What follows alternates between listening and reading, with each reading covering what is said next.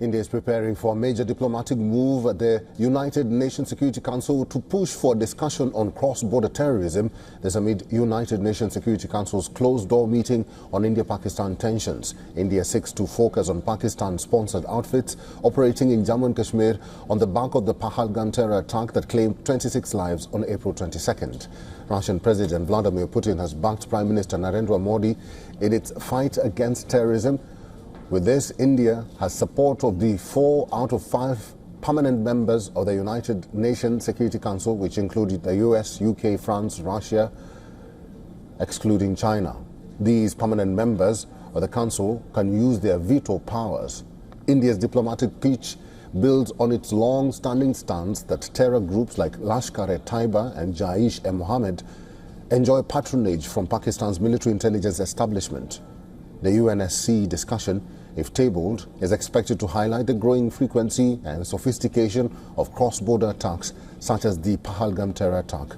The brutal attack was initially claimed and later retracted by the Resistance Front, or the TRF, an LET proxy. Indian intelligence has directly linked the attack to handlers across the line of control. On the other hand, Pakistan, a non-permanent member of the UNSC, is raking up the India-Pakistan tension. However, it hasn't been able to find backers at the high table. The UNSC has agreed to hold a closed-door meeting with Pakistan at 8 a.m. GMT or 1:30 a.m. Indian Standard Time. The meeting comes after Islamabad requested for an emergency meeting with the Council, which is being presided over by Greece for the month of May. Pakistan aims to highlight the issue under the header Threats to International Peace and Security. The Pakistani Foreign Ministry in a statement says that the country will formally apprise the United Nations Security Council of the latest developments in South Asia. It plans to raise the Indus Water Treaty being put into abeyance by the Indian side.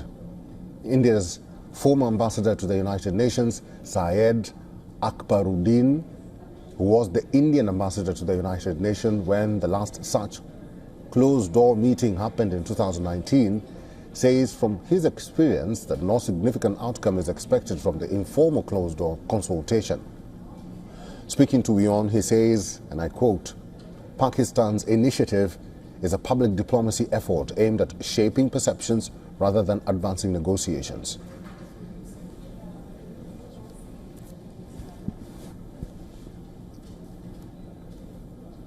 And for the latest on that, our Assistant Editor for Foreign Affairs, Sitan Sibol, has sent us this report. Later today, the United Nations Security Council will be holding a closed-door consultative meeting on the situation in the Indian subcontinent. The meeting happening at the request of the Pakistani side. Pakistan, of course, is a non-permanent member of the United Nations Security Council, and we know that as a non-permanent member of the UNSC, it requested for the meeting. But the fact that being part of the top UN body, it could not muster support to hold an open meeting shows the lack of support Pakistan is getting. We know that the Indian External Affairs Minister Dr. S. Jaishankar spoke to 9 out of 10 non-permanent members of the Security Council and 4 out of 5 permanent members of the Security Council and discussed the developing situation in the aftermath of the Pahalgam terror attack. And all in all, we know that this is not the first time that a closed-door meeting has happened.